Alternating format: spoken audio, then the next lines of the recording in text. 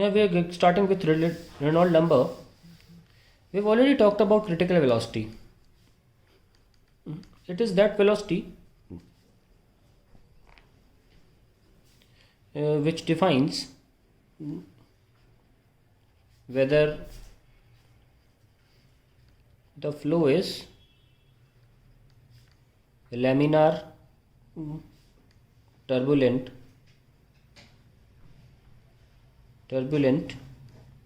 or in between the two.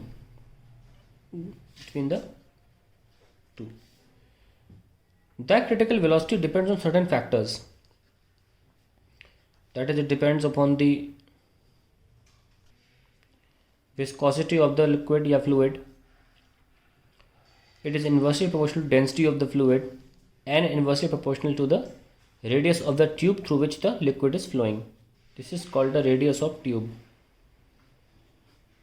In many books it is written diameter, that is also correct. और सही मायनों में ये radius diameter नहीं होता है, कैरेक्टरिस्टिक लेंथ होता है. We call it characteristic length. ठीक है, लेकिन अभी आप छोटी क्लास में हैं तो इसको हम रेडियस तक सीमित रखते हैं. हम ये मान के चलेंगे कि हम एक सिलेंड्रिकल पाइप में ही केवल फ्लो करा रहे हैं, तो आप रेडियस मान के चलिए. अदरवाइज कैरेक्टरिस्टिक लेंथ बहुत सारी हो सकती हैं. Now if we combine the three we get proportional to eta upon rho r, and this proportionality constant is the Reynolds number, eta upon rho r. The Reynolds number depends on intermolecular forces, molecular forces. Reynold number की कुछ खासियत हैं वो लिख देते हैं कि जो रेनॉल्ड नंबर है, if it is higher then critical velocity is higher. क्या मतलब हुआ इसका?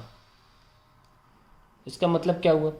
इसका मतलब ये हुआ दैट लिक्विड चेंजेस फ्रॉम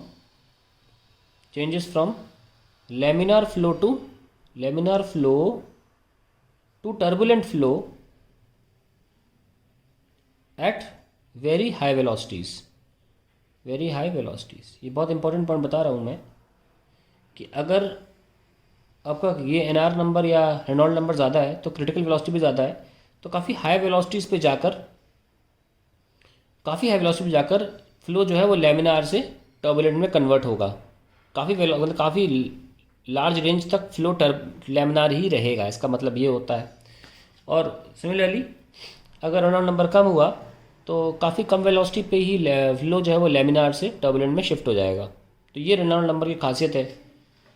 अब रेनॉल्ड नंबर जो है उसके कुछ मैं बता देता हूँ. जैसे मैंने शायद पहले भी बोला है, रेनॉल्ड नंबर अगर लेस देन 2000 है for a liquid then it is laminar flow, it shows laminar flow.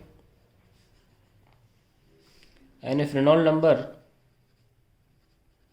is greater than 4000 then it is turbulent flow.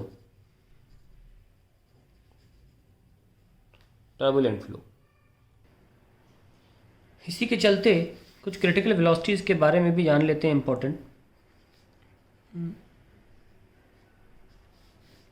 जैसे कि हमने देखा क्रिटिकल वेलोसिटी का फॉर्मूला क्या था. It was eta upon Reynold number, eta upon R rho. ठीक है, तो हमने ऑलरेडी बता दिया that if Reynold number is large V C is large. उसका मतलब बताया that transformation of laminar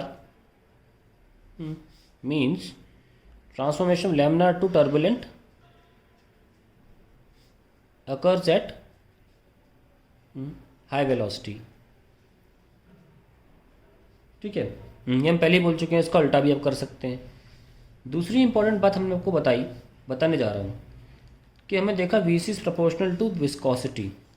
that means highly viscous या हाईली विस्कस ही लिख लो, highly viscous liquids have large critical velocity, which means turbulence will set in turbulence will set in at high velocities. इसका मतलब होता है, देखो टर्बुलेंस का मतलब मैंने क्या बताया था, डिसऑर्डर, ऊबड़ खाबड़ पानी ऐसे ऐसे जा रहा है, डिसऑर्डर्ड मोशन ऑफ फ्लूइड, ये टर्बुलेंस है।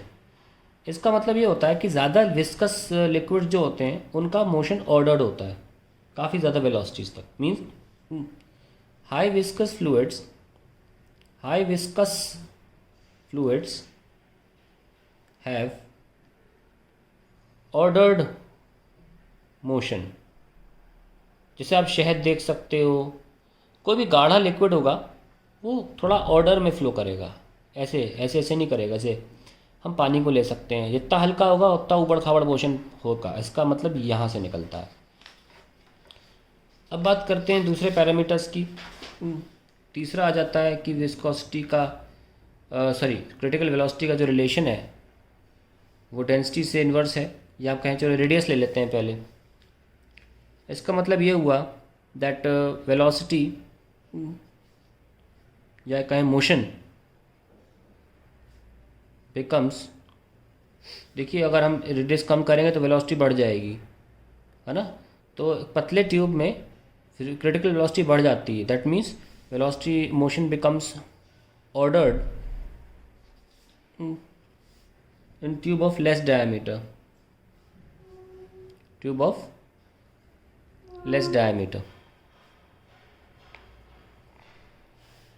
चौथा पैरामीटर आता है VC proportional to 1 by density, यानी कि motion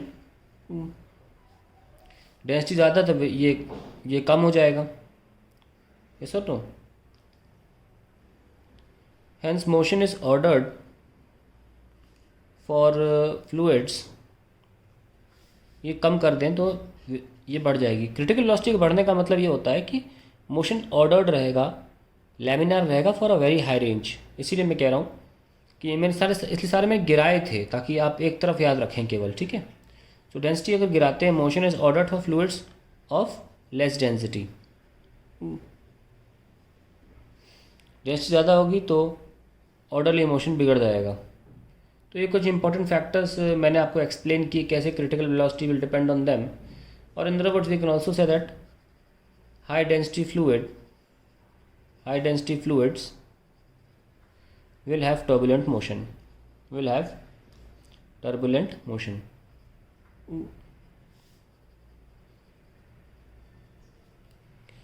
Now let's talk about